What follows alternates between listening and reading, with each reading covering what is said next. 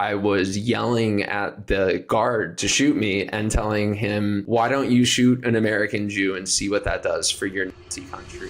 A few weeks ago, my friend Tommy Marcus was captured by the Israeli military and put in a torture prison. I met Tommy years ago, back in 2020, when he started his meme Instagram news page, and his political evolution has been wild to watch. At first, Tommy was promoting a lot of pro-Israel propaganda. Then he sort of slowly evolved and became more and more outspoken about the genocide in Gaza, to the point that he ended up on one of the freedom flotillas trying to bring aid to Gaza with people like Greta Thunberg a couple months ago.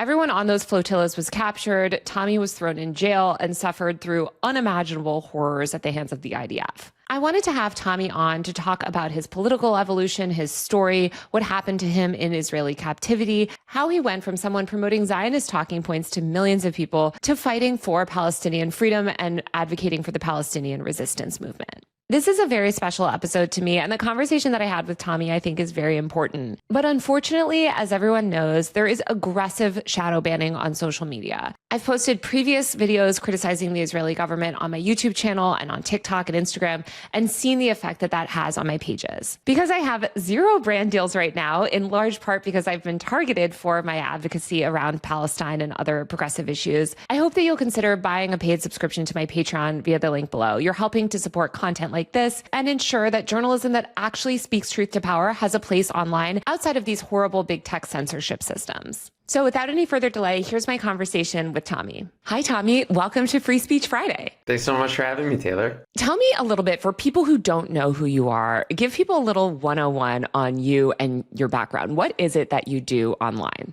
I am the founder of an Instagram page called Quentin Quarantino. I started on the first day of the pandemic, and it kind of serendipitously turned into a crowdfunding beacon that has raised tens of millions of dollars for a multitude of charitable causes over the past 6 years. And I use my platform to deliver news and to help people. Yeah, I feel like you were one of those early Instagram news pages that I started following for updates when COVID started. And then you started to do, like you mentioned, a lot of charity fundraising. You fundraise for Planned Parenthood, refugees, all of these different causes. When the genocide started in Gaza, I feel like, initially you were one of those news pages that it seemed like was trying to keep it pretty neutral, and you didn't really say that much. Where did you sort of start on this whole Israel issue, and what sort of speech were you engaged in back then?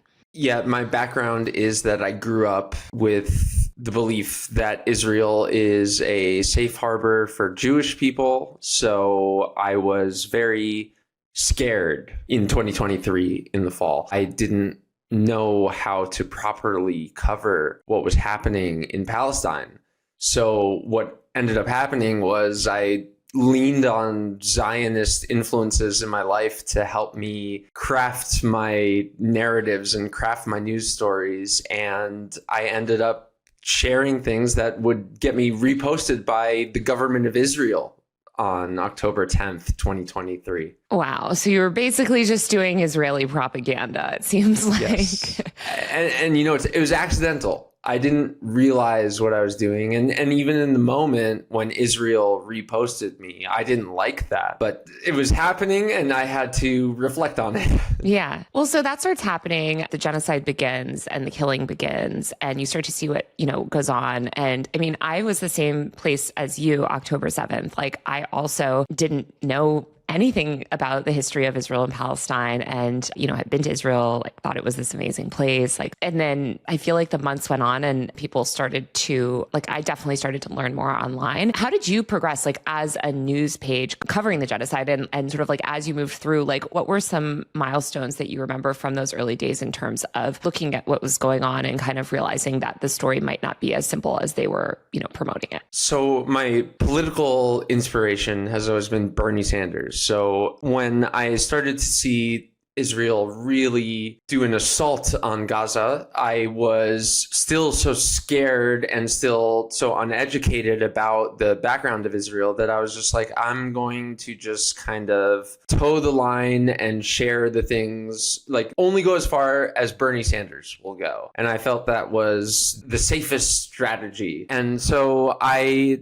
didn't call it a genocide for a year. For a full year, I did not call it a genocide. I called it an unfortunate war. And, I was told that I couldn't trust the journalists in Gaza, that they were some sort of propaganda machine. And the people who were telling me this are educated people, journalists and scholars, but they were all Zionists. So I was kind of in this box of just listening to people who really, truly were and I didn't realize it. So I was listening to them and echoing them. And upon reflection, I realized that I was really running a apology campaign, and it felt terrible. So tell me how you sort of came to this realization that your initial beliefs on what was happening were wrong. Like, when did you really start to question things and speak to a more diverse array of sources? Because I do think what you're saying, I mean, I worked at the Washington Post at the time. There was this like appeal to authority. And as you know, these pro-Israel groups are so aggressive, right? They're so intense. They don't allow you to have room for any sort of questioning, right? Like, I mean, I remember asking questions when I wrote my story about people getting news on TikTok right after the war started. And I quoted one Palestinian journalist, just one. And that got me, I mean, weeks of attacks and not even saying anything controversial. And I was just like, okay, this is really like, I've never in my entire journalism career experience something like this, where it's this sort of like aggressive assault to just silence any speech that's critical or, any speech that sort of challenges the Israeli narrative. And very quickly, I felt like there was like pressure to do that, even editorially, So I'm curious kind of like, when did you start to have those realizations and what moments started to bring you clarity on this issue?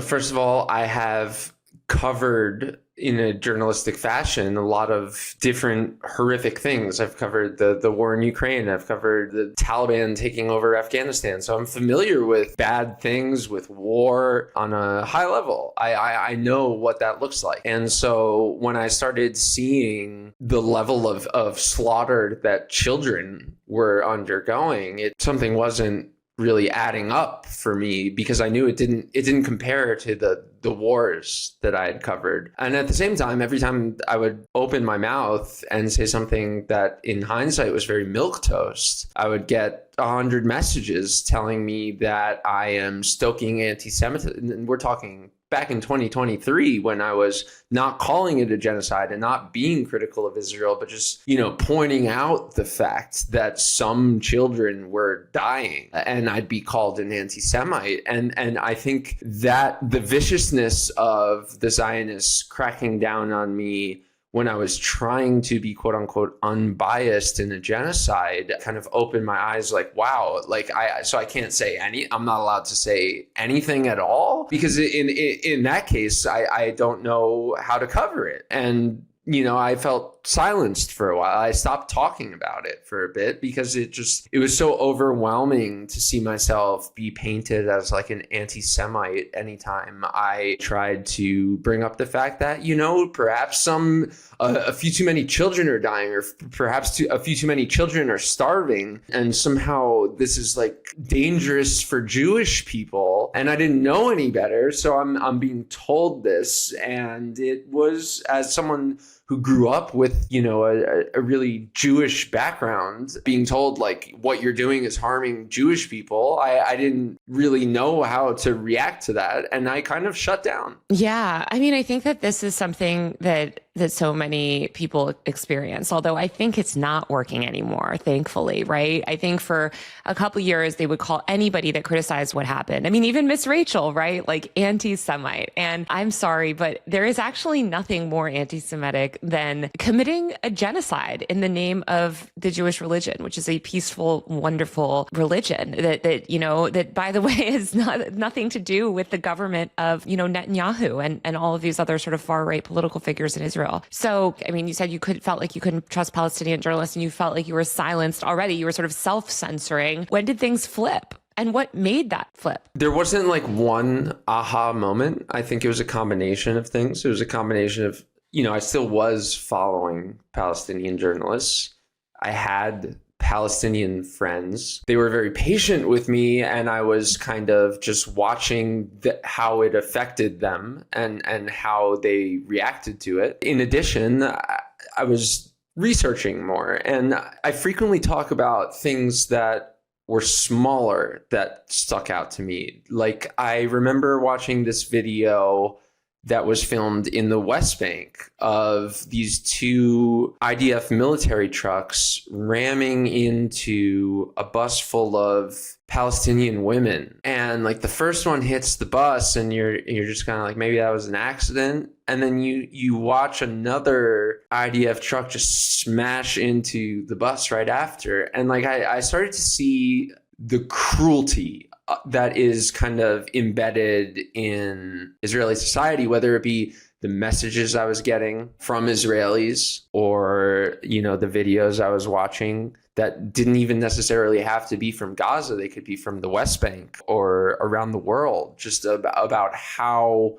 Israelis and Zionists view Palestinians. And I started to see that dehumanization pattern that I'm familiar with. I know you're saying that there's this shift and it was gradual. I will say, we have a lot of mutual friends. And I think there was one point, maybe 9 or 10 months ago, when you posted something and I was like, oh my God, he finally gets it. Like, he finally sees how wrong what's happening is, I guess. And I can't even remember the post, but I do feel like at some point you cross this threshold where people, I think, who had felt like maybe you were not being, not seeing things clearly for the first year, sort of started to realize that you had. And then of course you went and joined one of the flotillas. So tell me about that process. And when did you make that decision? How were you approached? And how did you end up on one of these ships? So the whole year of 2024, I would say, was a process of realizing it's a genocide, and then watching Kamala Harris lose and watching her insult Palestinian protesters and realizing that the liberals and the Democrats are also complicit. That was a big eye-opening moment for me. And so by the fall of 2024, following Trump winning,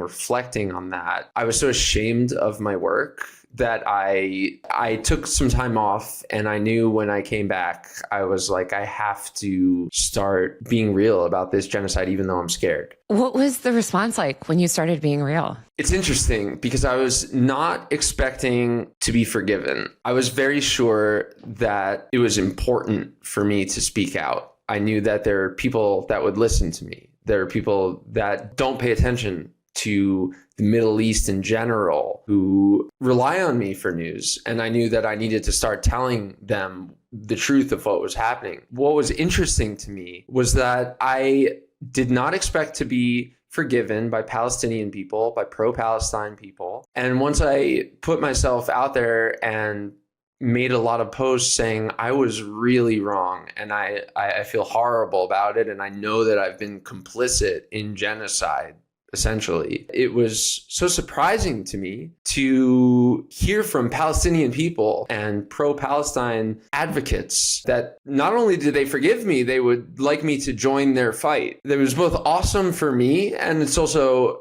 kind of depressing in the same light of, Miss Rachel having to be one of the most important pro-Palestine figures. Is that I realized that the reason that I was kind of led into this and accepted into this circle is that there's so few people willing to speak truthfully about the depth of the genocide and of Israel's existence without, doing the cop-out of Netanyahu and his right-wing government. So yeah, it's both reassuring and very depressing. So how did you end up on this boat? I had raised $2 million for the PCRF, and I wanted to continue to make an example of myself and also protect people with my American whiteness.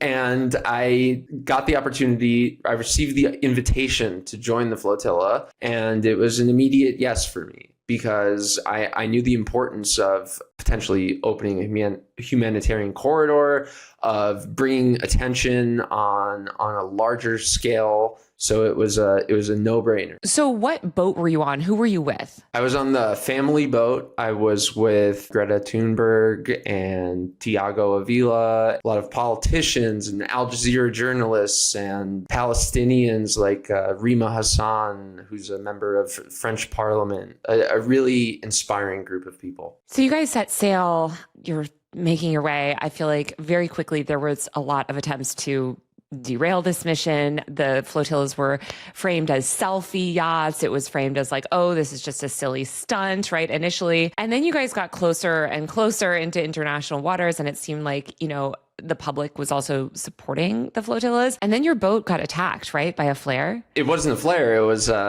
Israeli drone strike. Oh my God. Yeah. The first drone strike, they immediately came out with the lie that it was a lit cigarette that made our boat catch fire. And then a video came out of a flame coming down on our boat. And then they changed the lie to we threw a flare at ourselves. And then when I got out of prison, actually, it came out that it was officially confirmed that Netanyahu directly ordered this drone strike in Tunisia. And that was only the first of two. A few days later, we would be drone struck 14 times in one night. It's terrifying. You ended up, I think that boat was damaged. You had to switch a boat. You ended up getting closer and closer before eventually being intercepted. What was it like when the IDF intercepted you? How did that all go down? The IDF really struggled to capture us. It was surprising as someone who had always been taught that this military is so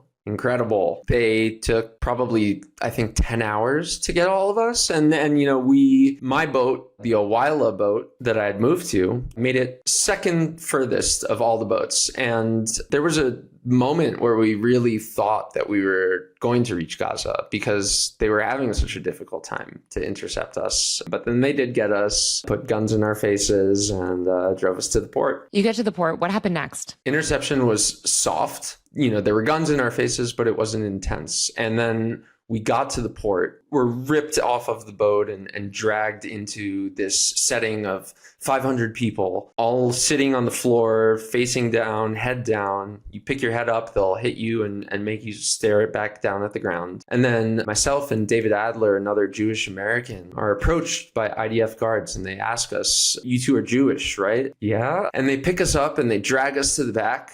And they put us in the corner where Greta Thunberg is holding an Israeli flag at gunpoint. And they make us stare at an Israeli flag and yell at us about being fake Jews and ask us if we speak Hebrew. And we say we don't, and makes them very mad. And then we get dragged out of there. David and I were very confused. Why are we getting dragged out by the IDF when everyone else is not? And then we see Itamar Ben-Gvir, who we were very sure was not in control of this entire situation. We see him from afar approaching with his 40 Nazi soldiers, and he goes in for this video op to yell at all of the flotilla members except David and I. Why do you think you and David were removed? I think they didn't want two people with Jewish backgrounds in that video, which is very perplexing. Anyway, we are then taken first into the processing facility, sat down individually, and Ben-Gvir comes up to each of us and yells at us like, "You are terrorists!" Video cameras behind him, like clearly for some sort of social media video that they wanted to do, but I don't think our reactions were good enough because it never made it to light. Seeing Ben-Gvir, like the moment that David Adler and I saw Ben-Gvir, we looked at each other and we were like, we're fucked. We didn't expect him to be involved. So seeing his face, we just immediately knew that it was going to be significantly more intense than we had expected. Tell me what happened next. I mean, how was it intense? After that, we're blindfolded, zip-tied, beaten, thrown onto a metal prison bus, and with the blindfolds on, shipped off 4 hours to the Negev desert where no one would hear from us for days. And what was it like when you got to that prison in the desert? What was your experience like there? We're put into this freezing cold sardine can cage where we're all just sitting there for hours, not knowing what's next. And what would be next was that we were stripped, changed, searched, and then thrown into these massively overcrowded cells of what I now know to be Kiryat prison, which is one of the most significant prisons that holds Palestinian hostages in the Negev desert. So what was it like in Kiryat prison, and how did they treat you? Because, of course, Israel has said that you guys were treated wonderfully. They treated us like animals. From their own words, they viewed us as animals. The guards, when an old man was being deprived of insulin and we were trying to get that man insulin, we were told, no medicine for animals. They beat us. They starved us. They didn't give us clean drinking water. They let some people out of the cell. They didn't let me out for the entire time. I was tracking the days by looking at the reflection of the sun in a window. I frequently lost track of how many days I had been in there. They treated us with a different red line that Palestinians are treated with in these prisons. We were tortured, but we also were not imminently facing death. What did you learn about how the IDF operates from being in this prison and really witnessing it firsthand for 10 days? There's that phrase, there's no good German, about Nazi Germany. And I was really thinking about that by day 4 and day 5, where I had interacted with hundreds of IDF soldiers, prison guards, the same people that torture Palestinians and kill Palestinian children. And there was never one moment where there was some sort of compassionate person who came by and maybe offered us water or said sorry about some of the very brutal things that were happening to us. There was no good person. They were all there and enjoying our suffering with glee. In fact, I think it was, for a lot of them, maybe the most fun they've ever had, because they viewed us as these people that were trying to help terrorists.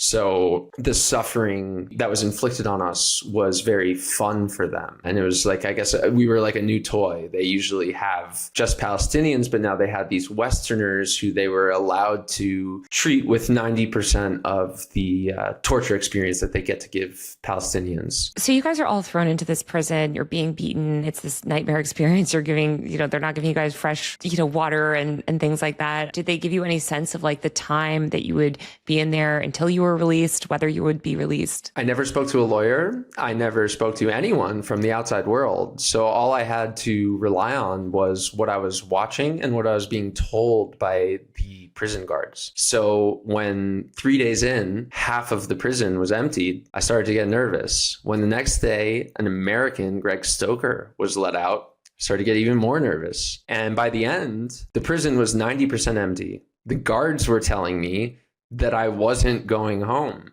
And I very confidently believed, based on what I had been told and what my surroundings were, that I was a long-term political prisoner. I was 100% certain that I was not getting out for months or years even. And I had resigned to my fate, all the way to the point of, on the final day, one of the many times I had a gun pointed at my head, I was yelling at the guard to shoot me and telling him, why don't you shoot an American Jew and see what that does for your Nazi country, in a much more feral way. But that is what I was yelling at him. I heard from other people on the flotilla that said that you were very outspoken while you were in there.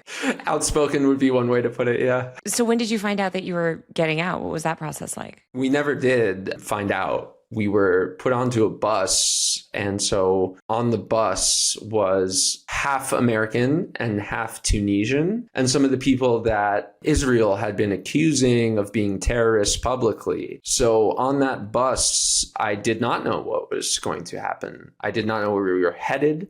Luckily, there was a Palestinian American man who, through tracking the location of the sun and looking at signs out of the one little hole in the blacked out windows, was able to tell that we were headed northeast towards Jordan. Besides that, I didn't know what was going to happen. And I thought that David Adler and I, the two Jewish people, it was October 7th. And I thought that we were perhaps being brought to Tel Aviv for some sort of ceremony, for people to spit on us for, whatever they would come up with. I didn't fully know that we were free and getting let out until we got off the bus in Jordan. There was nobody ever told us anything. So they dropped you off in Jordan. I think there was an aid group to meet you guys. Obviously, the news broke that you were out. You ended up back in America. Thank God you're back in LA. I think I'm very glad that you got a little bit of sleep, although I feel like you probably need like 100 years sleep after what you've been through. How do you feel about the experience now?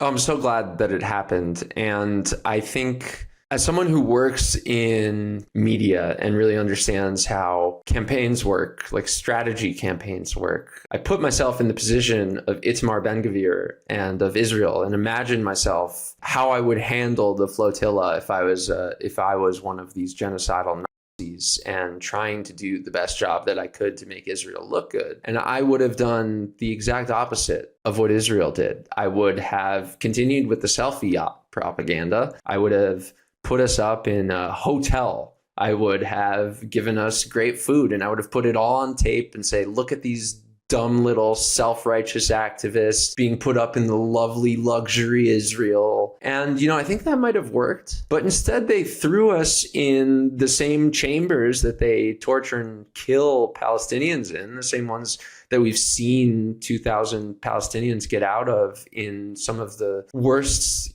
conditions humanly possible. That's what they did to us. And they allowed us, and they allowed people like me to get out of this experience. It may not be the same as the Palestinian experience in these horrific internment camps, but I know how these guards look at people. I know that they view them as animals. And that wasn't like a new concept to me, but personally experiencing it is a whole nother story. I can now connect to people who have been in Israeli prison and tortured, which is to me like a very stupid mistake by Israel. And that's why I say I'm thankful. It's because I got out of there, and all I want to do is continue to expose on an even larger scale how evil Israel is to Palestinians and how their entire goal of their genocidal, militarized, fascist state is to erase Palestinians, whether it be through genocide or ethnic cleansing. Yeah, I totally agree on the strategy. It's bizarre, but I think they get excited to be cruel to people. And it's wild that you were able to witness that dehumanization. Did the US government ever do anything to intervene and try to get you guys out? I mean, was there any sort of activism from lawmakers behind the scenes that were sort of advocating for you guys? No, it was the absolute reverse. We had a 20-minute meeting with the US consulate from Israel, who basically told us that we were on our own and to go fuck ourselves. And then when we got to Jordan, the consulate from Jordan also told us that they were not, quote, our babysitters. They told us to go figure it out ourselves. So we were left with our passports, no money, no phone, to fend for ourselves when every other country was giving their citizens support. The United States Embassy in Jordan covered our $35 transit visas and said, we can get you a bus to the airport and you can figure it out from there. I think it just shows how America acts in the interest of Israel. I mean, I think America,